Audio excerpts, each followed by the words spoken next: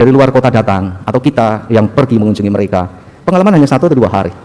Tapi ini menjadi peristiwa penting yang mungkin dikenang, diharap-harapkan besok akan ketemu lagi, seperti ini lagi, spirit ada.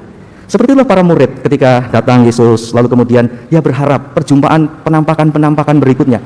Meskipun tidak lama, mereka berkumpul, bertemu dengan Tuhan Yesus yang bangkit, hanya sekilas saja lalu Yesus hilang lagi, lalu kemudian muncul lagi, pertama kepada 2 orang, 11 orang, 12 orang, 70 orang, 150 orang, 500 orang sekaligus.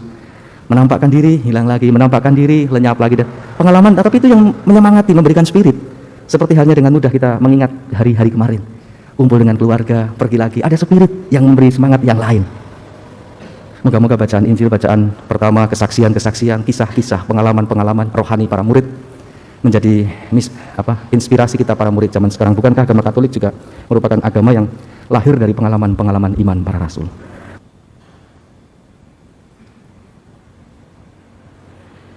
Tuhan, Engkau telah menebus kami dengan darah-Mu dari setiap suku, bahasa, rakyat, dan bangsa.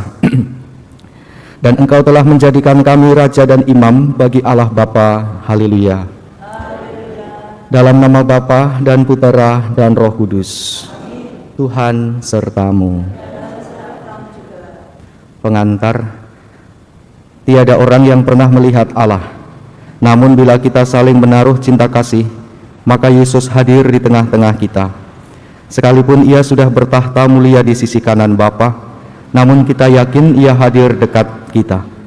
Kita mengimani bahwa Dialah jalan, kebenaran, dan kehidupan, cahaya dan kegelapan, pemandu aman bagi siapa saja yang meraba-raba mencari jalan.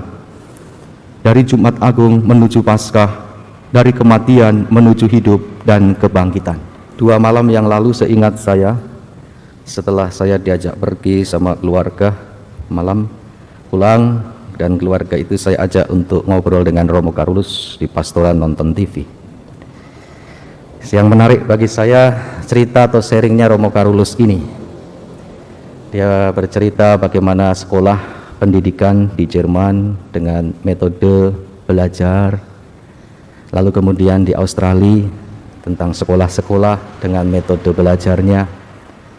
Sebelumnya ini saya sebut Kohan dari Karangkandri itu ya, dengan istri dan anak datang, sananya sekolah di Immaculata, cerita tentang Immaculata, anaknya yang sekolah di sana dan sebagainya. Lalu kami bercerita tentang, Romo Carolus banyak bercerita tentang metode sekolah di Jerman dan metode sekolah di Australia yang tidak mengenal kelas 1, kelas 2, kelas 3 katanya. Lalu anak-anak belajar bersama, meja agak bundar, lalu yang satu belajar bahasa, yang satu belajar hitung-hitung matematika, yang satu belajar, lalu saling menyumbang. Dari belajar ini disumbang ke teman yang lain, yang ini juga dengan yang lain, begitu. Menarik. Setelah tamu itu pamit pulang, lalu kita nonton TV selesai, tampaknya saya sedikit terusik, saya tidak bisa berhenti memikir sampai di rumah, di kamar. Lalu saya tertarik dengan pemantik cerita Romo Carolus itu.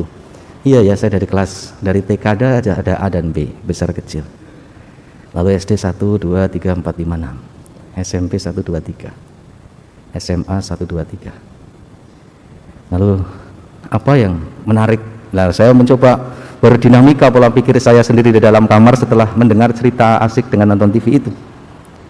Lalu saya tertarik dengan bukan yang TK, SD, SMP, SMA, tetapi seminari justru. Seminari Jogja itu saya rasa banyak orang umat para imam khususnya suster tahu bahwa Seminari Tinggi Jogja itu seminari pontifikal, artinya kepausan. Ada banyak seminari di Indonesia ya. Dari Sumatera ada, Kalimantan ada, Jawa ada, Flores ada, Papua juga ada. Tapi yang tidak semua pontifikal. Ya sama seperti SMA, SMP ada akreditasi disamakan dan sebagainya. Lalu apa yang menarik dari seminari tinggi di Kentungan itu? Metode tadi, soal metode belajar. Teologi di Kentungan itu disebut teologi proyek. Kalau proyek itu tidak mungkin orang hanya hitung-hitungan duduk di meja, lalu kemudian menggambar, lalu anggap selesai. Belum tentu itu belum selesai. Apa yang dihitung-hitung, entah itu semen, entah itu tenaga tukang dan sebagainya, itu belum selesai, harus turun ke lapangan ngecek. Apakah sama antara yang di lapangan dengan yang dihitung-hitung dengan gambar dan sebagainya? Harus turun ke lapangan, punya pengalaman langsung. Oh ternyata yang salah yang saya tulis, atau yang di lapangan itu. Itulah metode proyek teologi. Dalam belajar, para frater tentu punya buku-buku yang mesti harus dipelajari. Tetapi setiap bidang itu harus turun dan harus dialami. Entah bersama dengan umat, ada mungkin yang diutus ke Cilacap, omi biasanya. Itu mereka tidak dengan tangan kosong, tapi mereka sambil belajar. Di lapangan seperti apa, di kampung laut seperti apa, di stasi kayak apa, ke sana lagi, lalu benar nggak ini yang tertulis dengan apa yang saya alami? Lalu menciptakan suatu tesis yang diperdebatkan dan akhirnya dipertahankan. Itu metode teologi proyek berdasarkan pengalaman, dan diharapkan pengalaman itulah yang menjadi dasar yang menguatkan. Ketika membaca bacaan pertama, saya teringat itu bagaimana Paulus yang dulunya namanya Saulus, pengejar orang-orang Kristen, benci dengan orang-orang Kristen, menangkap, memenjarakan, bahkan membunuh dengan semangat yang berapi-api. Tapi pengalaman perjumpaan dengan Yesus, ketika dia mau pergi ke Damsik, jatuh dari kuda, matanya menjadi buta, dapat penglihatan, Ananias yang menyembuhkan, dia mau belajar dan minta dibaptis, namanya berubah menjadi Paulus. Bacaan pertama kita mendengar, meskipun yang menulis adalah temannya Lukas, tetapi isinya kisah para rasul, ada Paulus dan rasul-rasul yang lain yang diseringkan sama Paulus. Bagaimana para rasul itu menjadi handal, pewarta firman yang handal, karena pengalaman. Bukan hanya teoritis, pengalaman di lapangan. Dan ini yang meneguhkan Paulus, yang tadinya sangat benci dengan para Kristen, pengalaman langsung peristiwa yang dirasakan. Dan Paulus menceritakan bukan hanya dia, Yesus yang bangkit, yang disalibkan, yang menampakkan diri kepada teman-temannya yang lain. Kebersamaan, peristiwa, kehadiran, pengalaman para murid, para rasul dengan Yesus itulah yang menjadi spirit, daya, kekuatan, semangat rasul-rasul mewartakan firman, pengalaman. Lalu bagaimana dengan bacaan Injil? Tentang, kalau kita membaca bacaan Injil biasanya kita teringat akan misa requiem ya, atau kematian. Akulah jalan, kebangkitan, dan hidup. Percayalah kepada Bapa, percayalah juga Bapa kepadaku. Di rumah Bapa banyak tempat tinggal. Aku pergi kepada Bapa menyediakan tempat, lalu pergi lagi menjemput kamu, membawa ke tempatku di mana aku berada, di situ kamu berada. Ini kan kita sangat mudah kalau membaca, ini peristiwa kalau kita misa kematian, misa requiem. Saya teringat akan dua peristiwa yang pengalaman juga. Beberapa hari yang lalu baru kita merayakan Lebaran.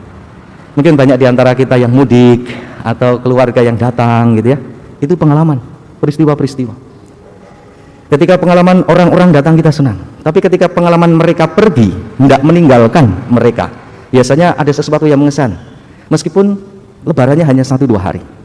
Atau pengalaman Paskah sebelumnya. Kita sudah berapa tahun tidak Paskah tatap muka.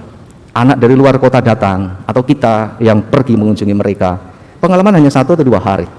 Tapi ini menjadi peristiwa penting yang mungkin dikenang, diharap-harapkan besok akan ketemu lagi, seperti ini lagi, spirit ada.